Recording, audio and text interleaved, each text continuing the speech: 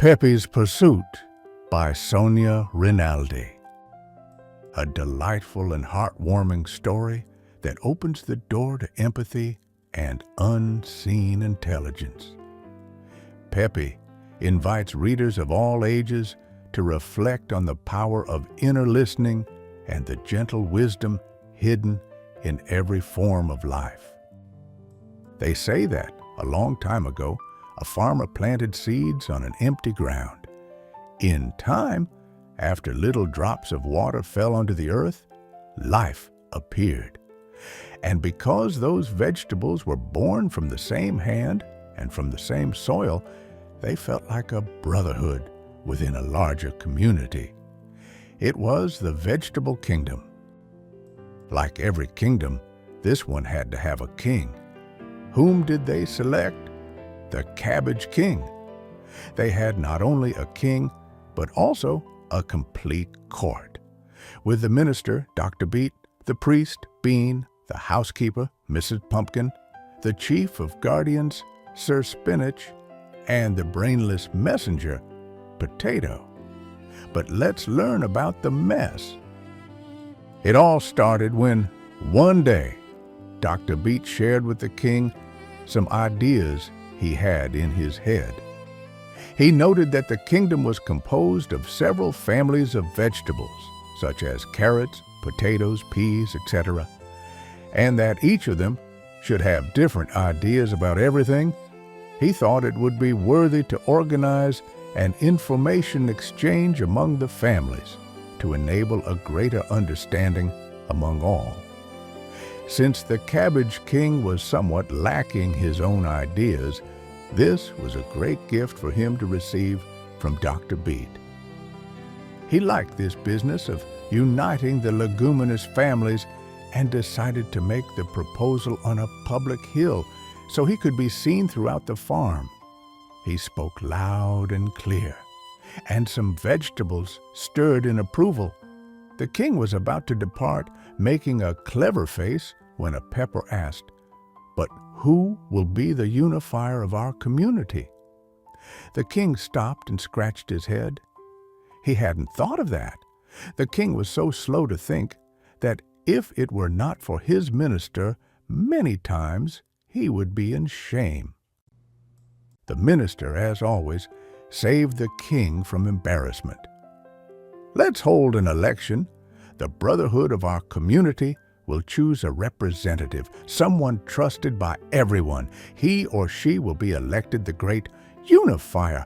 Wow, such a big fuss. The vegetables and foliage stirred even more, most likely because everyone likes to be able to vote and to participate in the collective destiny of the group. Each one feels the importance of his own decision on such an occasion. After all, each one has a say in the happiness of all. The only guidance given by the minister was that the candidate should have the following attributes: be agile, kind, friendly, and open-minded. Who could be all of this more than Peppi? Peppi was the coolest cucumber and the eventual winner. When he heard the results, he imagined he would climb the hill and give a speech of thanks, but he promptly thought better of himself, concluding, "Those who talk a lot do little." So, instead of using his words, he decided to use his actions and quietly disappeared into the crowd. He crossed the family beds, carefully gathering dry leaves and plant branches. As he walked, he was creating his plan and his equipment for working. With the leaves, he made a block, and with branches, he created a notebook in Earth's fashion. He decided to start at the carrot beds. Very politely, he called, "Hello, Mrs. Carrot." He awaited a reply. Nothing. He waited a little more. Since they were not appearing, Peppi thought, "I think that carrots are deaf." Oh my! He was wondering how to manage this unexpected situation when something pricked his ears and he caught a faint voice coming from far below the earth and barely echoing outside. Hello? Who calls us? Peppi was relieved that the delay was due to the fact that the carrots lived inside the land, so he took his questionnaire and began. Mrs. Carrot, all of the vegetables in this kingdom would like to know how you see the world. What do you think of it? The faint voice replied, The world? It is dark, damp, and tight. What? Peppi was thoughtful.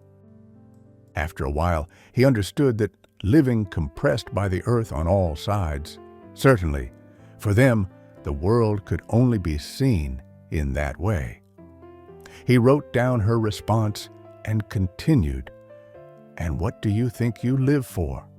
What is the purpose of our existence? From deep below came the answer.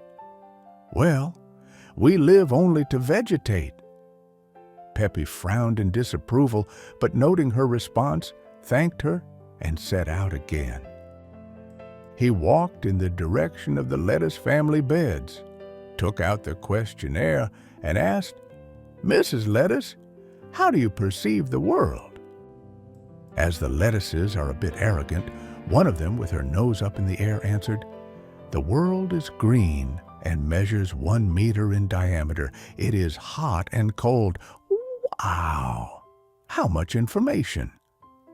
Peppi then realized that because they were above Earth, the lettuces saw another reality. And so he thought it would be a great idea if a lettuce could go to teach the carrots. She should explain to them what the carrots did not know. Peppi then asked the chatty lettuce to become the teacher of the carrots. Arrogant as she was, she quickly volunteered to be the master, arranged herself to present a teacher look, and started walking towards the carrot beds. Peppi was satisfied with the development of his work, and smiling, he continued his journey to reach the bed of the tomatoes. Hello, gentlemen. How are you? Tomatoes are always such cute and friendly beings, so the dialogue was very easy. Peppi asked the same question about the world, and one of the cute tomatoes answered, The world is green and red. It has humidity, heat, and cold. It has wind and breeze and measures about 10 meters in diameter. Excitedly, Peppi wrote down everything. He was fascinated to see that the tomatoes, living higher than the lettuces, had another view of everything. They knew more about the world. He asked a tomato to kindly instruct the lettuces by teaching this new view, and also requested that the lettuce family name a master lettuce to share the new knowledge with the carrots. Peppi had created a pass-through information system on the farm so that soon the whole kingdom would be interconnected. He was very happy. The tomato in charge quickly set out for the lettuce beds. As he got near, he noticed some confusion. Several lettuces were talking at the same time. The tomato politely asked, What is all the fuss about? A lettuce spoke up. Imagine, we were appointed to teach the truth to the carrots, but they are so stupid that we can't tell them that the world is green. They don't even know what green is. They are so stupid that they say the world is dark. They don't even know what it is. We say the world is 1 meter in diameter, and they say it's tight. This doesn't work. The tomato took advantage of the subject to teach a lesson. But in fact, you are right, lettuce ladies. The world is not cramped, nor is it dark. It is wide. It measures 10 meters and is green and red. It has wind and breeze, too. The lettuce looked suspiciously at the tomato and inquired, What is this thing called red? Lettuce only sees green. How could they understand any other color? And this wind thing? The teacher tomato tried and tried to explain that his family lived suspended above the ground And because of this, they feel the breath of air, that is wind. It was difficult, but in the end, the tomato managed as best he could to convey the concepts of red, breeze, wind, etc. The lettuces understood more or less in their own ways. So it was time for a lettuce teacher to go and teach this new knowledge to the carrots. The lettuce set out on her way, already predicting what would happen when she arrived at the carrot beds. She tried to explain, but there was no way for the carrots to understand. With great difficulty, the carrots swallowed the concept of green. Imagine how hard it was for them to comprehend that the world had changed even more. It wasn't just green. Now they were hearing it was green and red too. The carrots started thinking that the lettuces were crazy. Peppi, in turn, was already far away continuing his work when he reached the orange groves. It was difficult for him to climb, for he was a cucumber, and until that day no cucumber had ever climbed a tree. But Peppi did it, and what a surprise when he reached the highest branches and could contemplate that world for the first time, the farm, as wide as only oranges can see. Peppi became interested in the orange's wisdom. He immediately asked, "Lady Oranges, how is the world for you?" The world? What a wonderful thing the world is. It is wide. It measures kilometers and kilometers long and is green, red, and yellow. It has wind, breeze, and rain. It has light and darkness. Peppi was fascinated with the culture of oranges and immediately asked one of them to teach all of this to the tomatoes, who, in turn, should teach all the lettuces, who, in turn, should teach all the carrots. Peppi managed to extend the conversation because he realized that the orange family, living higher up, knew much more about the world. An older orange whispered into Peppi's ear that because she was almost at the top of the tree where the density of the leaves is much less, she would occasionally look up. Peppi was startled because, until then, no vegetable had dared to look upward. "Look, Mr. Peppi, you may not believe it, but looking up through the branches, I have seen that there is something more than what we usually see. This thing I tell you about is not green or red or yellow." Because he had never seen the sky, Peppi did not understand, but he was correct about the point that oranges do things. Very grateful for the typical hospitality of the oranges, the cucumber climbed down from the tree, becoming more and more amazed by life's secrets. The orange, who had been selected to teach the tomatoes about the world, also set out on her way. Arriving at the tomato beds, she immediately observed the chaos and confusion that was going on. When she asked the reason, the orange messenger learned that Professor Tomato had just returned from a trip to the lettuce field, and he was upset with the lettuce's limited view of the world.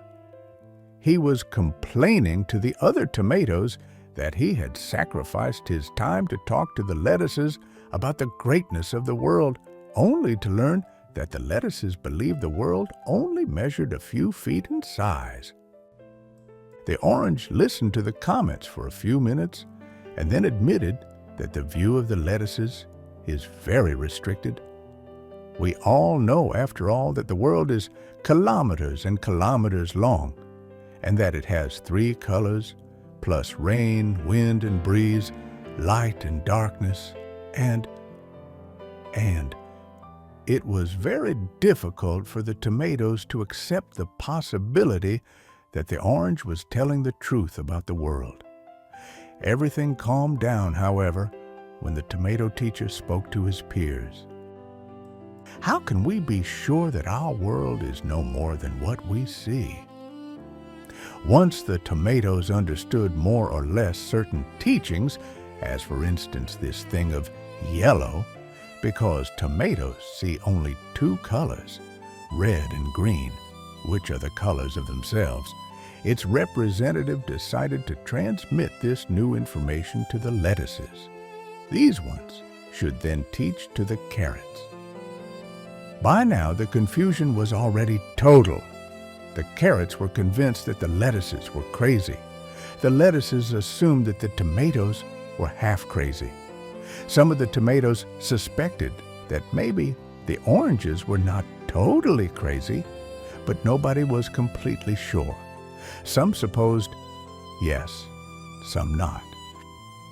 Peppi continued his journey, and with enough practice climbing trees, he was eventually able to climb the highest of all the trees in the garden, the papaya tree. As he made the difficult climb, he became more and more amazed because he could see farther and farther. Due to this, he guessed that the papaya's wisdom should be big. No sooner said than done. As he reached the top and started the dialogue, Peppi was appalled. He became speechless when he heard the papaya respond, "The world is immense. It has 1,000 colors. It has breezes and rain, and it has infinite forms of life." And lowering its voice, whispered, "But what fascinates me the most is the blue. How many shades of blue! And when it gets darker and darker, 1,000 silver specks shine." Since Peppi did not understand this final part, the papaya asked him to remain until nightfall. Peppi immediately linked that to what the old orange had mentioned, something that now he would see with his own cucumber eyes.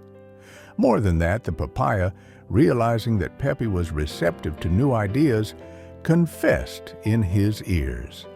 The oldest and wisest papayas believed that behind the vegetable kingdom there should be a higher kingdom, a kingdom where there was consciousness. What would be possible if the world was not made up only of vegetables? Peppi considered, frightened by the idea. After all, who would these other higher beings be? What would they be like? Where did they live? And the human beings were painted worse than a ghost in Peppi's imagination. Peppi's head spun. But of course it made sense. The garden couldn't have just created itself.